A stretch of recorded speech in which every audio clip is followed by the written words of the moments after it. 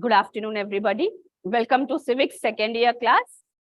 Yesterday, we have started with center-state relations. We have discussed short answers.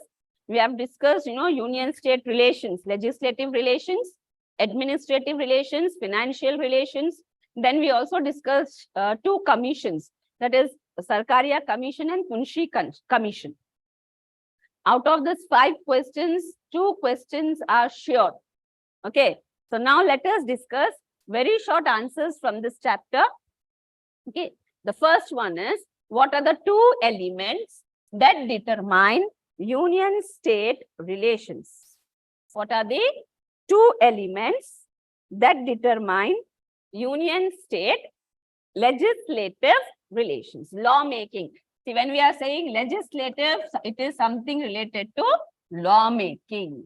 So what are the 2 elements? On what basis the law-making relations are determined? The first one is territorial jurisdiction.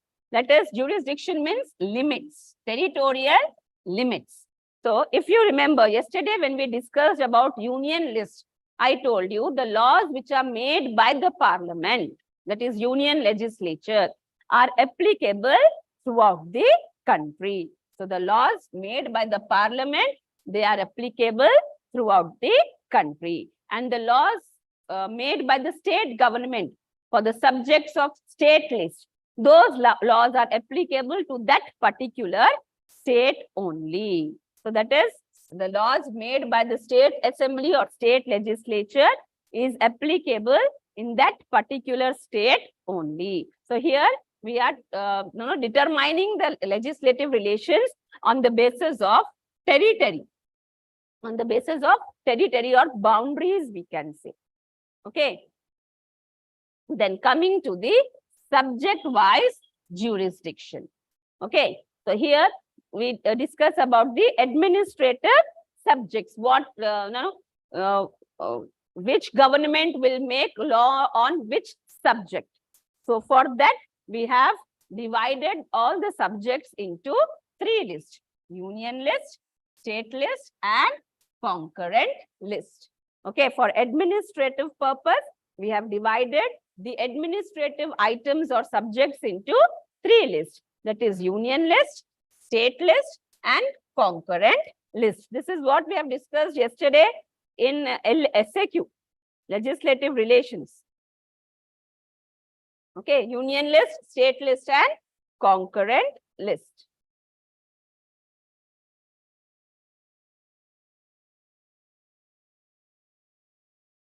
So the items which are in union list, central government will make the laws. The items which are in state list, state government will make the laws. And the items which are in concurrent list, both parliament and state legislature will make the laws.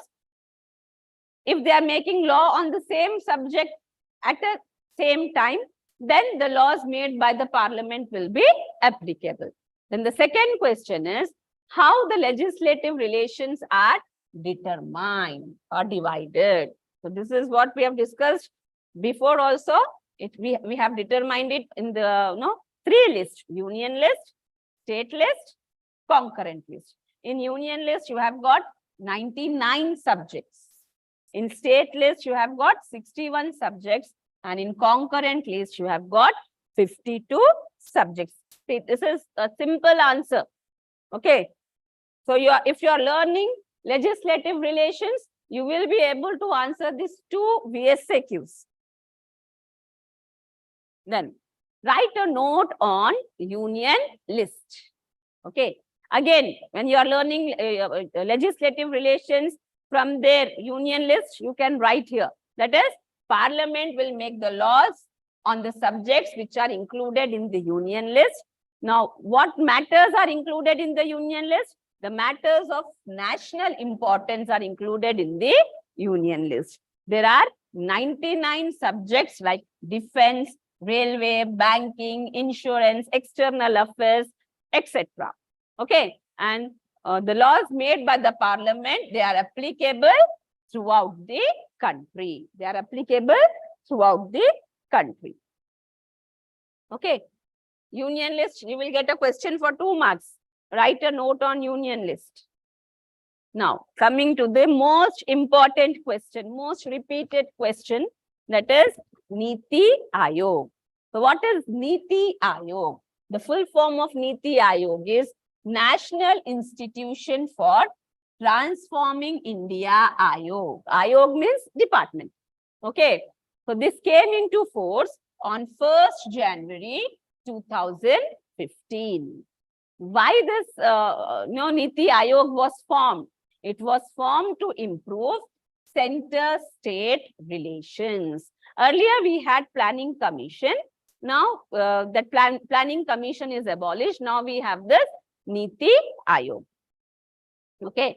The Prime Minister is the chairman of Niti Aayog.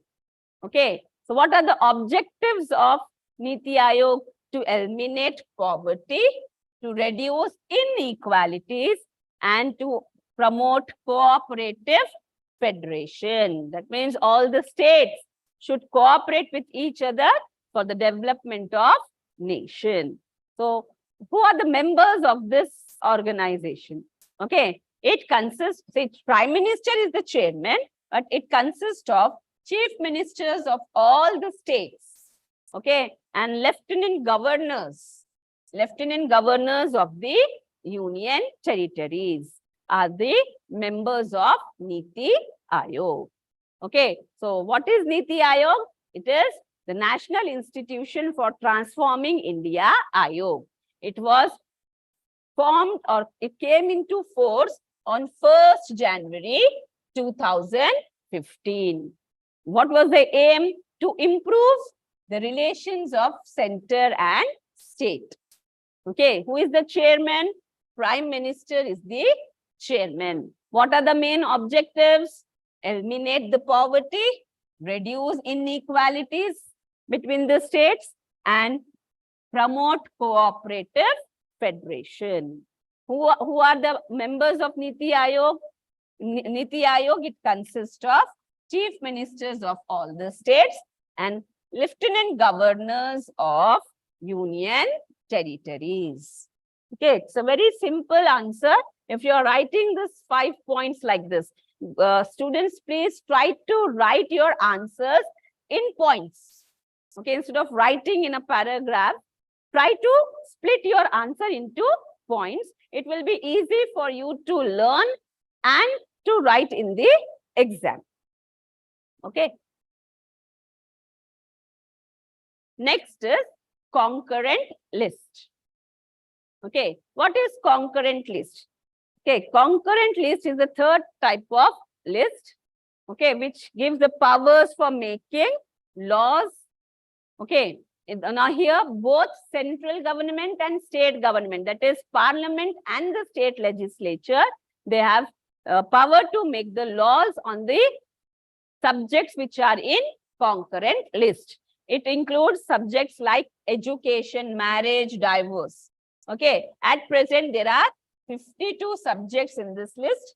If there is a conflict, that means if parliament and state legislature, if it is making a law on a particular subject at the same time, then the laws made by the union government will prevail over the laws made by the state government. This again you can learn in LSAQ, legislative relations, concurrent list, third point. You can write the same for 2 marks if it is asked. So if you are learning SAQ, you will be able to write VSAQs. Residuary powers, again, the fourth point of your SAQ, legislative relations. What are residuary powers? The items which are not included in state list, union list, or in concurrent list, they are in this residuary powers. They are called as residuary items. Only union government has power to make laws on the items which are in residuary powers. Okay. Example, your software and hardware. Only central government can make the laws on software and hardware. Now, next important question. Okay, you can expect this question. Okay, composition of finance Commission.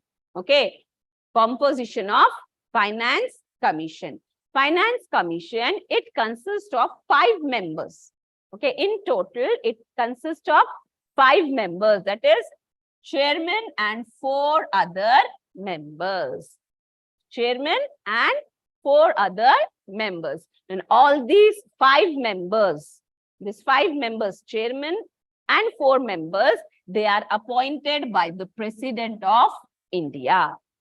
Okay, they are appointed by the President of India. So who are appointed as the members of Finance Commission?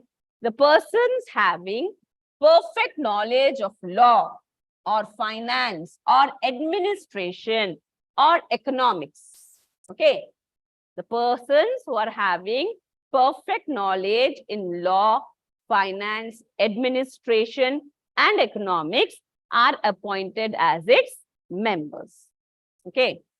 So Article 280 and 281 of our Constitution deals with the composition, powers, and functions of Finance Commission. Okay. The Finance Commission, if you want to know about Finance Commission, it is in Article 280 and 281 of our Constitution. Who are appointed as the members of Finance Commission? The people who have perfect knowledge of law, finance, administration, and economics. And these members of Finance Commission, they are appointed by the President. It consists of a chairman and 4 other members. Now, Sarkaria Commission. We have discussed Sarkaria Commission yesterday. Why was this set up? The Sarkaria Commission was set up by the Union government to study union-state relations. To study union-state relations, to suggest measures how we can improve the suggestions, how we can improve the relations. For that, the Sarkaria Commission was established or set up.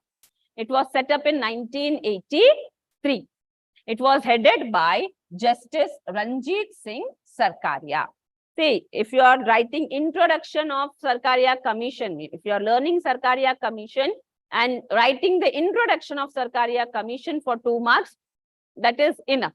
Okay. Now this commission, it was set up in 1983 and it submitted its report in 1987 with 180 recommendations. Here there is a mistake. With 180 recommendations were implemented. It gave, 247 recommendations. Out of this 247 recommendations, only 180 recommendations were implemented. That too in 1997. Okay. Next is Interstate Council. So who will constitute or who will form this Interstate Council? The President will form or constitute Interstate Council. He will form the Interstate Council. Who is the chairman of Interstate Council? The Prime Minister will be the chairman of Interstate Council. Along with Prime Minister, it consists of chief ministers of all the states and union territories of Delhi and Puducherry. Delhi and Puducherry, these are union territories, but still they have their own government. So chief ministers of all the states and the chief ministers of Delhi and Puducherry, they are the members of Interstate Council. And all these chief ministers, they are headed by the Prime Minister. Along with the Prime Minister and Chief Ministers of all the states and union territory of Delhi and Puducherry, there are 6 Union Cabinet Ministers. There are 6 Union Cabinet Ministers who are nominated by the Prime Minister. Okay, the 6 Union ministers, Cabinet Ministers, they are nominated by the Prime Minister. So what is the function of Interstate Council? It will inquire into the disputes between the states, disputes between the government. Instead of going to the court of law, they try to resolve this disputes among themselves. For that reason, the interstate council is formed to strengthen the cooperative federalism so that the nation develops fast. With that, we have completed your 5th chapter, that is fifth chapter, Union State Relations. Let us move on to the next chapter, State Government. Okay. So the weightage for this chapter is 7 marks.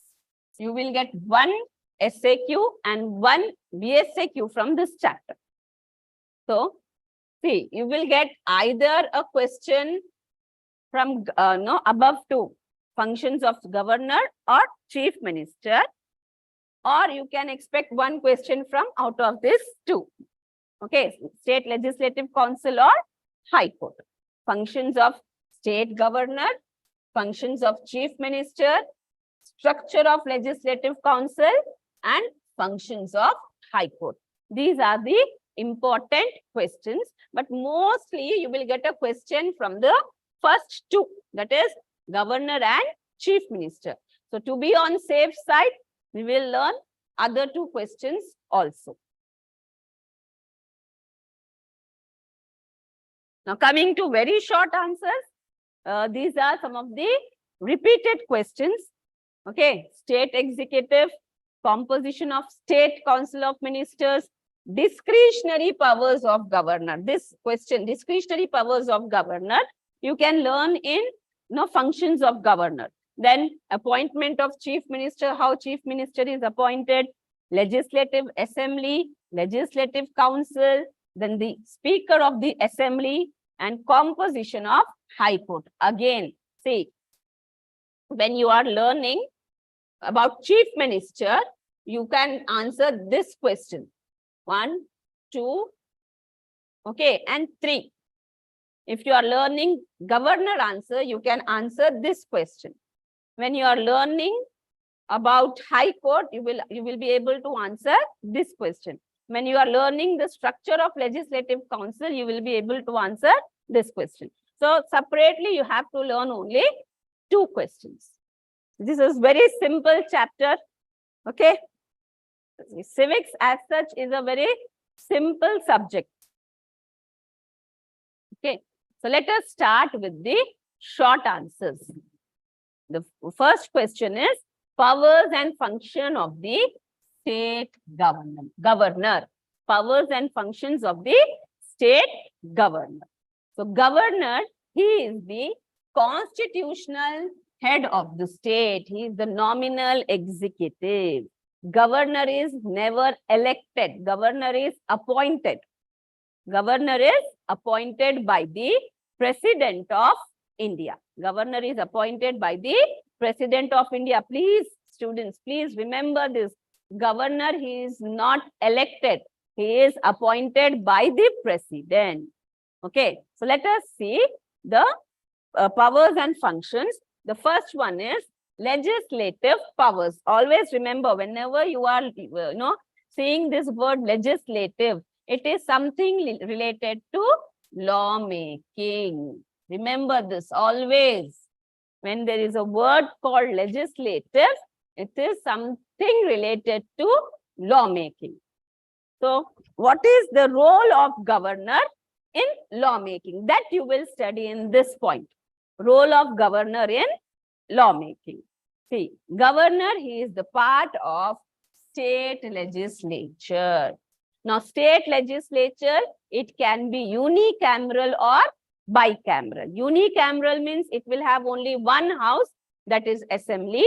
If it is bicameral, it will have 2 houses, legislative assembly and legislative council. So, state legislature, if we say, it consists of governor, state legislative assembly in case of unicameral legislature. In case of bicameral legislature, state legislature, it consists of governor, legislative assembly and legislative council. So, what is the function of governor? He is the part of state legislature. As a part of state legislature, he will arrange the meetings of the houses of the legislature. It is his responsibility to arrange the meetings of the houses of the legislature. Then he can dissolve state legislative assembly. Okay. The legislative assembly, it can be dissolved, but legislative council, the second house, it is a permanent house. It cannot be dissolved. So, on the advice of chief minister, the governor can dissolve legislative assembly. Then he can appoint one Anglo-Indian member to the state legislative assembly. One Anglo-Indian member.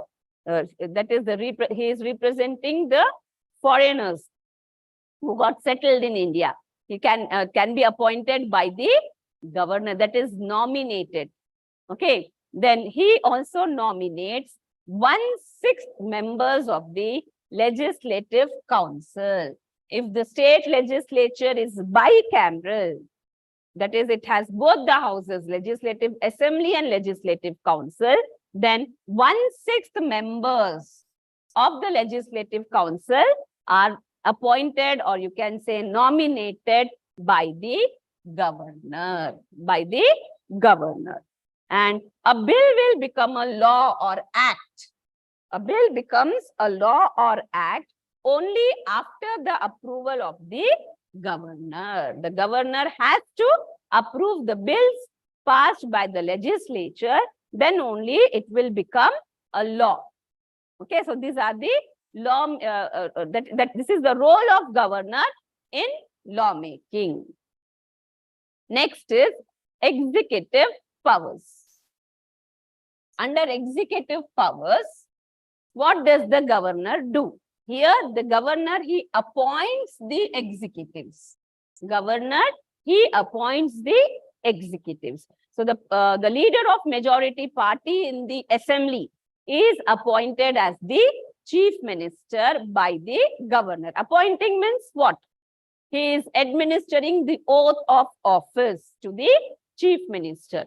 On the advice of chief minister, he will appoint all the ministers. Then he also appoints the vice chancellors of the state universities. He appoints the members and chairmen of various state commissions like State Election Commission, State Finance Commission, State Public Service Commission. So all the chairmen and members of these commissions, they are appointed by the by the governor. So that is why we call it as executive powers. Here, what the governor is doing, he is appointing all the executives.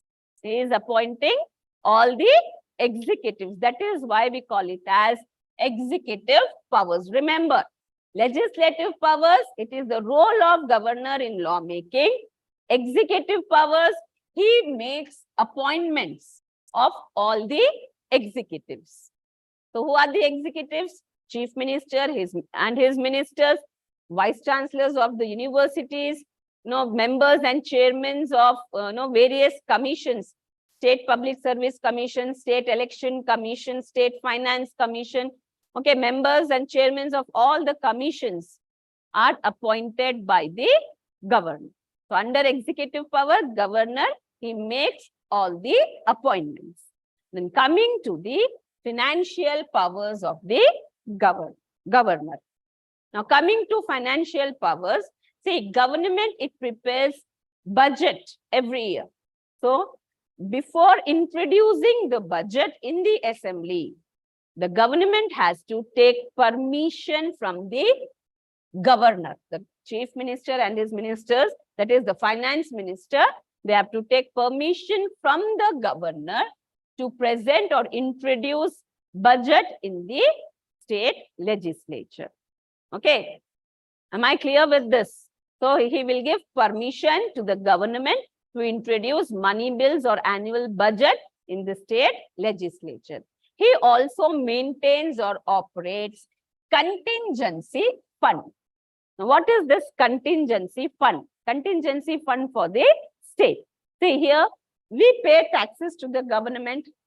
From that tax money, Government will pay the salaries to the all government employees. It will keep the money for implementing various welfare programs.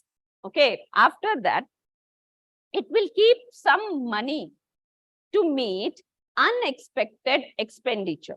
Okay, suppose if there is a flood, to help the people, if there is earthquake, flood, or any natural calamity, then government needs money to help them.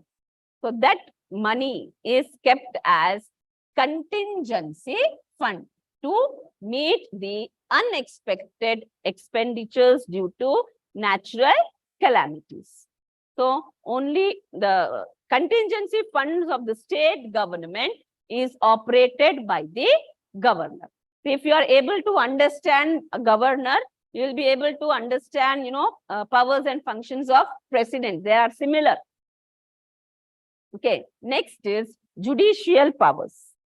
Now, government plays an important role in the appointment of the judges of high courts and district courts. See, the judges of high court, Supreme Court, or district courts, they are appointed, or the list is prepared by the law ministry.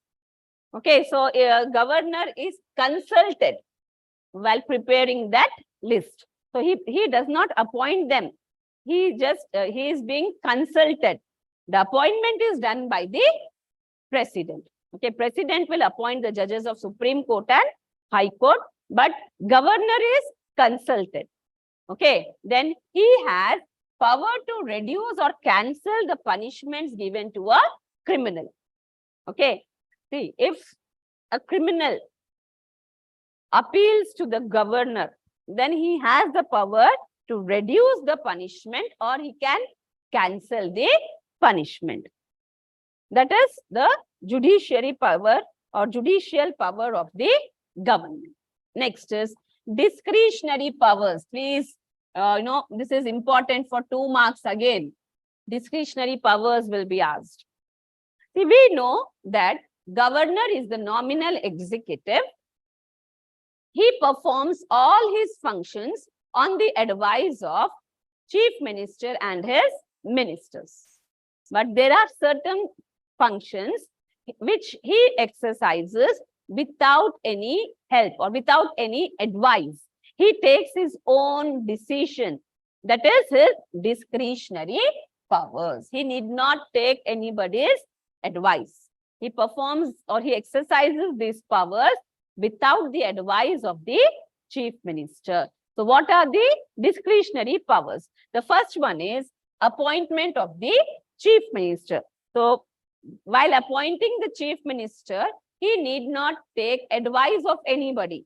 The leader of the majority party in the assembly will be appointed as the chief minister. Here, governor is not, consulting with anybody.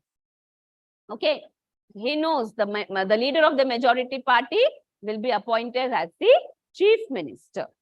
Okay, what do you mean by appointing? Appointing is nothing but administering the oath of office. Then advising the president to impose constitutional emergency. So what is constitutional emergency? That is, another name is president's rule. President's rule. See, if the state government fails to perform its functions according to the constitution, if there is constitutional breakdown in the state, without consulting with anyone, the governor can send a report to the president to impose emergency or president's rule, constitutional emergency or president's rule in that particular state. He need not consult with anyone. Next is refusing to give assent. Assent means approval. Okay.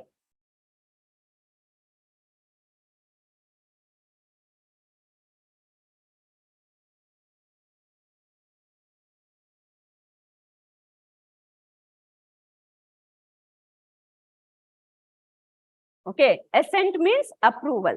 So he can refuse to approve the bills which are passed by the state legislature. Okay, it is up to the governor to accept or reject the bills passed by the legislature. He need not consult or take advice of chief minister or his ministers. So what are the discretionary powers here? The governor, he is taking his own decision. He is not consulting with anyone. He is not taking anybody's advice. Okay, here he is taking his own decisions. These are the discretionary powers of the governor. So with that, we have completed governor, 5-mark question. Let us discuss the powers and functions of the chief minister. Powers and functions of the chief minister. So chief minister, he is the real executive. Governor is the nominal executive, and chief minister, he is the real executive of the state government.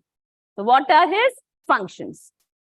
The first one is formation of ministry. So who is appointed as the chief minister? Governor appoints the leader of majority party in the assembly as the chief minister. So once the chief minister is appointed, what does he do? He will select his ministers. He will select his ministers and he allots them portfolios. Portfolios means departments.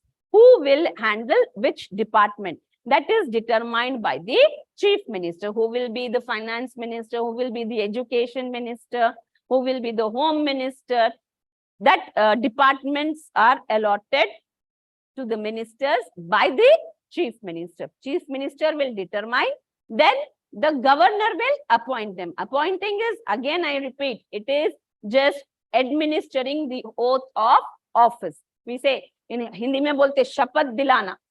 Okay, so governor, he will administer oath of office to the chief minister and his ministers. Okay, then when he has power to allocate or allot the departments, if he feels that any of the minister is not performing properly, then he can remove the ministers or he can include new ministers. Okay, he can add new ministers or he can remove the non-performing ministers from his cabinet. Okay, that is formation of ministry. The first function of the chief minister is formation of the ministry. The next is presides over the cabinet meetings. Okay, so the chief minister, he'll conduct the cabinet meetings. That means he will chair the meetings with all his ministers. Okay, and it is he who decides the agenda of those meetings. What are they going to discuss in the meeting? That is decided by the chief minister. Okay, he presides the cabinet meetings. So what are they going to discuss in that meeting? That agenda of the meeting is also determined by the chief minister. The next is, he is the link between governor and the council of ministers. Okay, so the chief minister, he is the main link between the governor and the council of ministers. Whatever decisions are taken in the cabinet meetings, he will inform about those meetings to the governor. And if governor wants any other information, it is the chief minister who provides that information. And at the same time, if governor is suggesting something, then he will inform the same to the cabinet. So he is acting like a link between, here it is chief minister. Okay, he is the link between the governor and the council of ministers. Okay. I hope I'm clear with this point. Next is, he is the chief spokesman.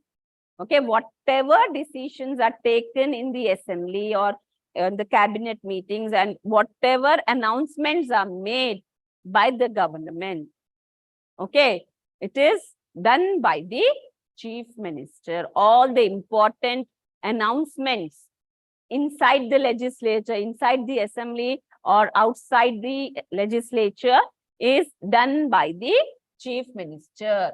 Okay, he makes all the announcements on behalf of the government. So his speeches inside and outside the legislature are considered as very important. Okay, whatever the chief minister says in the assembly or outside the assembly, it is considered very important. So he is the chief spokesman of the government.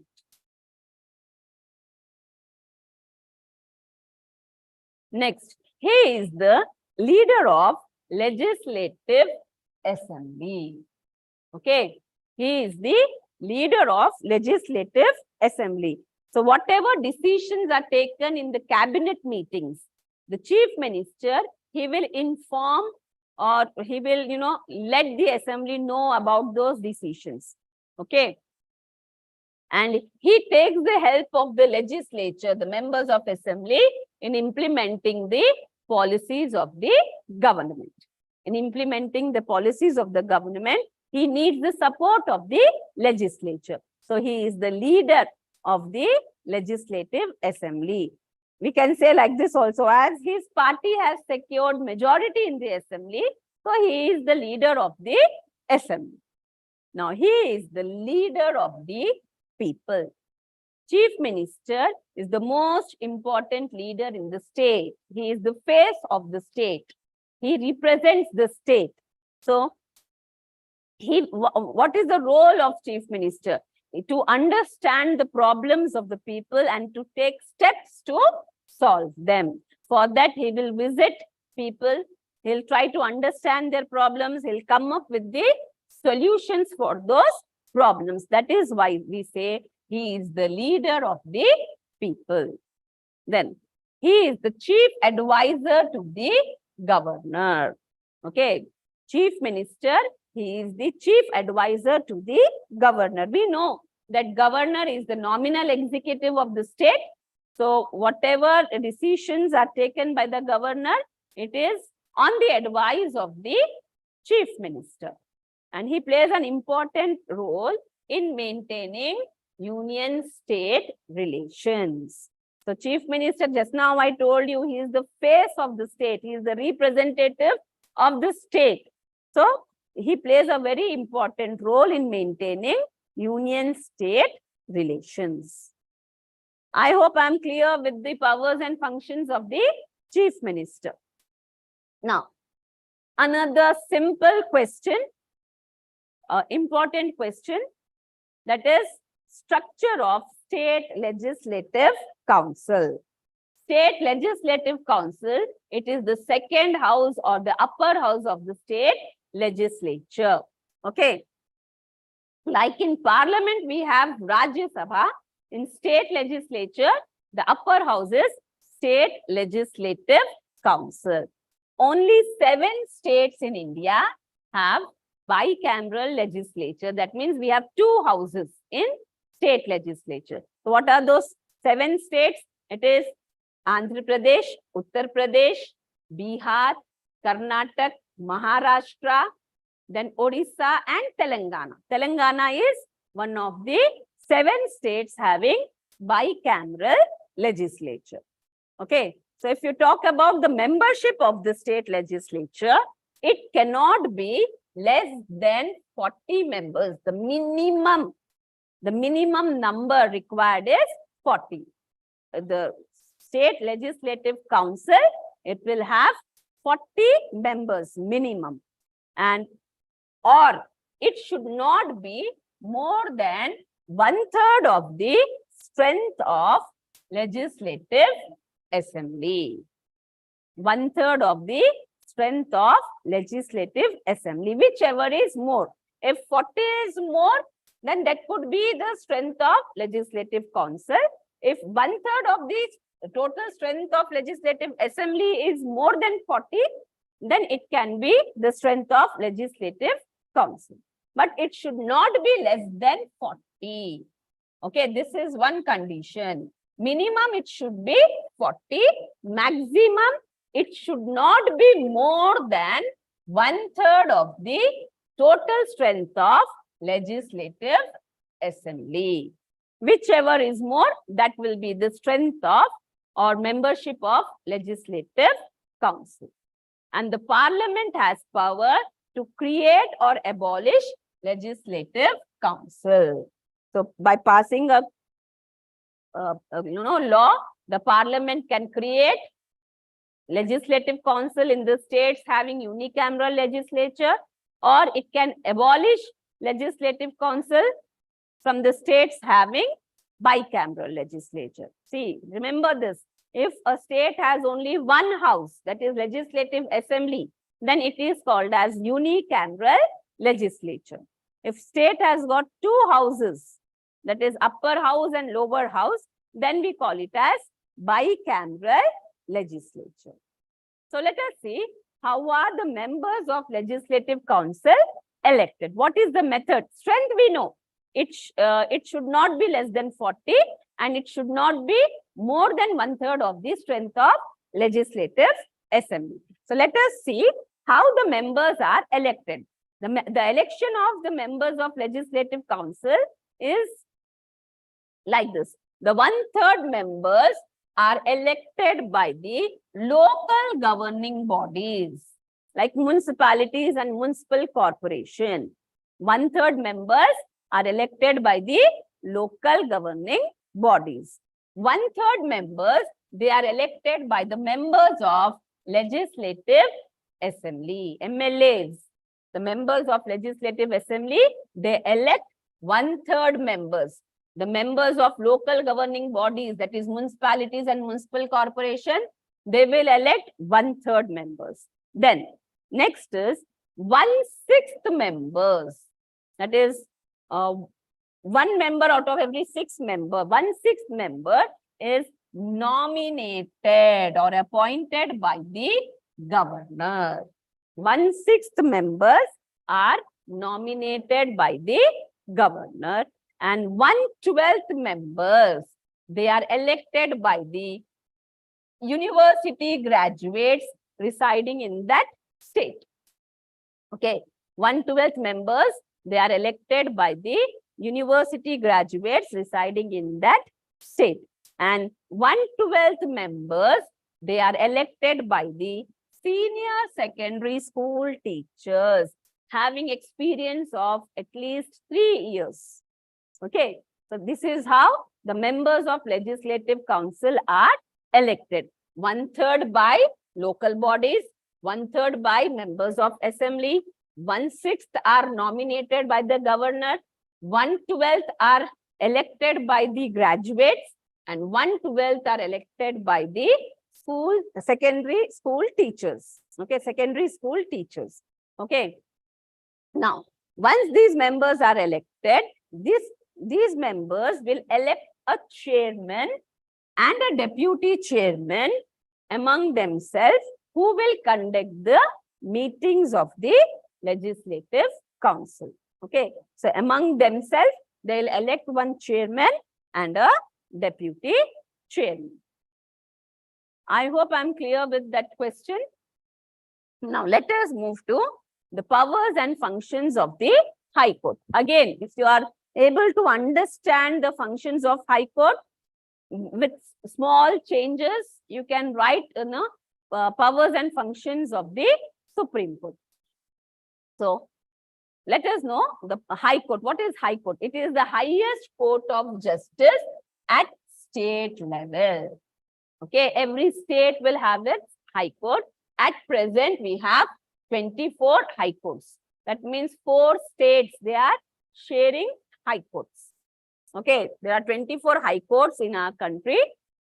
Every state will have a High Court. That here we have 28 states and 24 High Courts. That means 4 states are sharing their High Courts. So let us discuss the powers and functions. Again, jurisdiction word, it means limits. So what are the jurisdictions of High Court? The first one is original jurisdictions. So under original jurisdiction, High Court, what type of cases can go to High Court?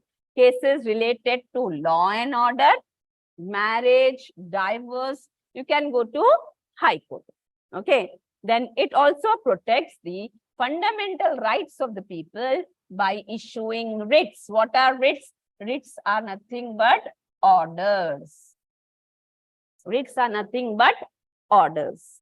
Okay. So under original jurisdiction, the cases related to law and order, marriage, divorce can go to High Court. Then it also protects the rights of the people by issuing writs, that is orders. Then what is appellate jurisdiction? Here, the cases coming from district courts, from the lower courts, appellate. Okay, if you're not satisfied with the judgment of the lower court, you can appeal. You can appeal to the High Court. So here it takes both civil as well as criminal cases. So when you are not satisfied with the judgment of the lower court or a district court, you can appeal in the High Court. That is why we are saying it as appellate jurisdiction. Then we have court of record.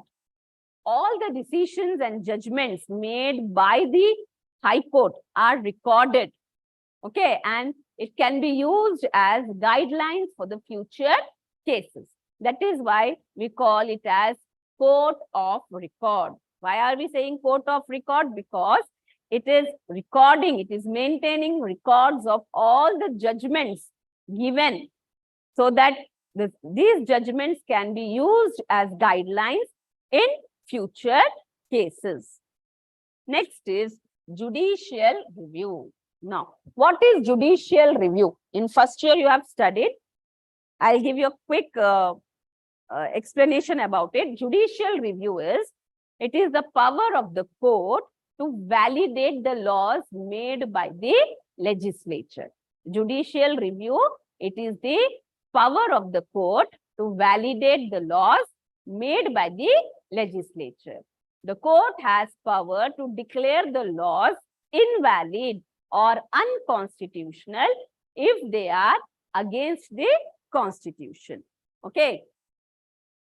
Not only the laws, even the decisions of the executive can be validated by the court.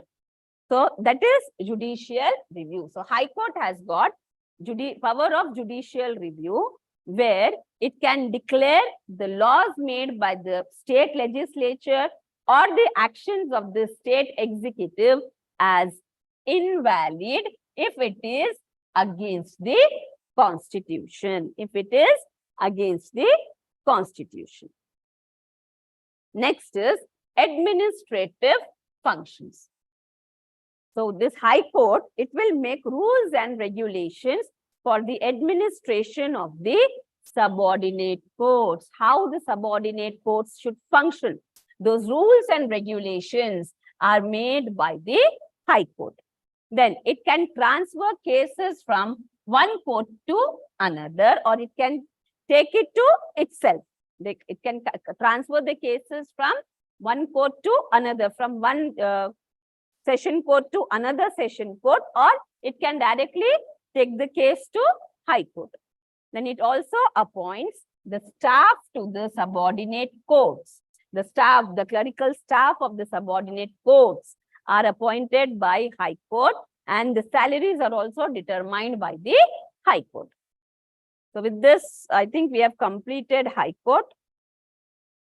Let us move to very short answers. Quickly, we'll finish this chapter today. Okay, the first question is state executive. Executive means who are actually performing the functions. So state executive, it consists of governor, who is the nominal executive. Then you have chief minister and council of ministers, who are the real executives. and the administrative staff who are working in the state government departments. The staff of state government departments, they are also called as state executives. So, state executive, it consists of governor, chief minister, council of ministers, and the administrative staff working for state government. Okay, this is state executive. Next, composition of state council of ministers. Now, this council of minister, it is the team of chief minister. The council of minister, it is headed by the chief minister. Council of minister, it is headed by the chief minister. So, it consists of cabinet ministers who are the senior experienced ministers. Okay. Then you have ministers of state. They are independent in charges. And sometimes, if required, they'll have deputy ministers. So, council of ministers, it consists of chief minister, cabinet ministers, okay, and ministers of state. Sometimes, if required, the deputy ministers are appointed. Okay. So, all these ministers, the chief minister, cabinet ministers, ministers of state and deputy ministers, they are appointed by the governor. Chief minister, he is the leader of majority party in the assembly, and on his advice, the governor will appoint cabinet ministers, ministers of state, and if required, deputy ministers.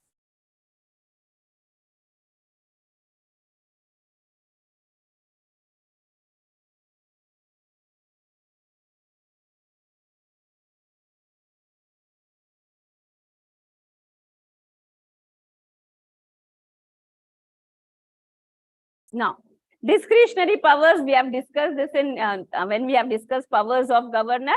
Here, when we are saying discretionary powers, if the governor exercises these powers on his own, he doesn't take advice of anybody. Okay. So, what does he do? What are his discretionary powers? We have discussed. That is, he selects the chief minister. Then he advises the president to impose president's rule. He can refuse to give approval to the bills passed by the legislature. He can dismiss a ministry, and he can seek any information on legislative or administrative matters from the chief minister. Here he is taking his own decisions. He is not taking anybody's advice. That is why we are saying discretionary powers. Then appointment of chief minister. Who appoints the chief minister? Governor appoints the chief minister. Okay.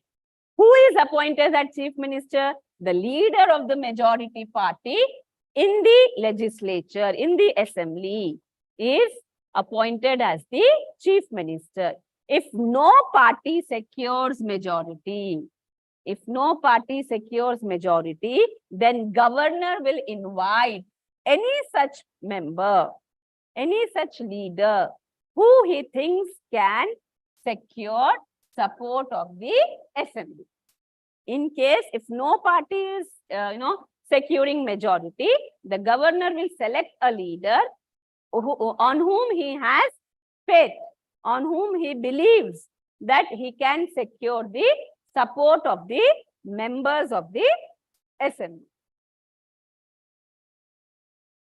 Now, legislative assembly. What is legislative assembly? It is the lower house of the state legislature. The members of legislative assembly, they are elected by the people, directly elected by the people. The tenure of legislative assembly is 5 years. Every 5 years, elections are conducted. Who will conduct the meetings of the assembly?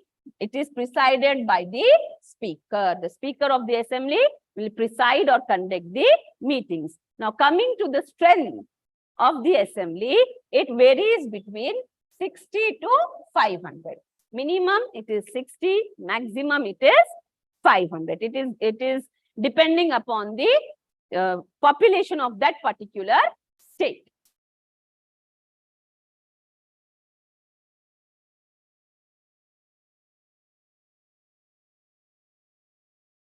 Next is Legislative Council. We have discussed this. It is the upper house of the state legislature. The members are indirectly elected. I told you, members of local bodies, members of assembly, secondary school teachers, then graduates and governor. They elect the members of Legislative Council. So the election is indirect. It is a permanent house. It cannot be dissolved. Assembly, the governor can dissolve, but Legislative Council, it is permanent. And the tenure of Legislative Council is 6 years. Each member will get a tenure of 6 years.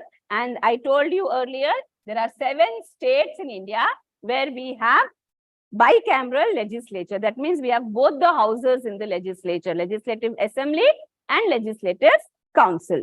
Okay. Andhra Pradesh, Uttar Pradesh, Bihar, Karnataka, Maharashtra, Telangana and Odisha. These are the 7 states which has got bicameral legislature.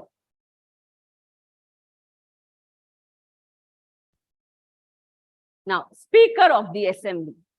Okay, he is the presiding officer. That means he conducts the meetings of the Assembly. How is he elected? He is elected by the members of the Assembly. The members of the Assembly among themselves will elect the Speaker. He will conduct the meetings and he may be removed from the office by the resolution. A resolution can be passed against him. Okay, and he enjoys all the powers of those of Speaker of Lok Sabha. Whatever powers are enjoyed by the Speaker of Lok Sabha, same powers are enjoyed by the Speaker of the Assembly.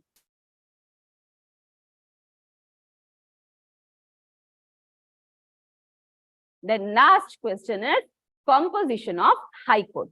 Okay, so High Court, it consists of 1 Chief Justice and some other judges, few other judges, and they are appointed by the President from time to time. Okay, and Constitution provides for the appointment of ad hoc judges. Now, what are these ad hoc judges? The ad hoc judges, they are retired judges. If there are too many cases, then the President can reappoint the retired judges as ad hoc or temporary judges. And they are appointed for the period not exceeding 2 years. They are appointed only for 2 years. Such judges are appointed to meet the urgency of the work. If there are too many cases in the High Court, to meet the urgency of the court, the President can appoint ad hoc judges, temporary judges. Mostly they are, retired judges. And they are appointed for the period of 2 years. Okay, with this, we have completed your 4th chapter, that is State Government. Okay. I conclude my class here. See you tomorrow. Take care.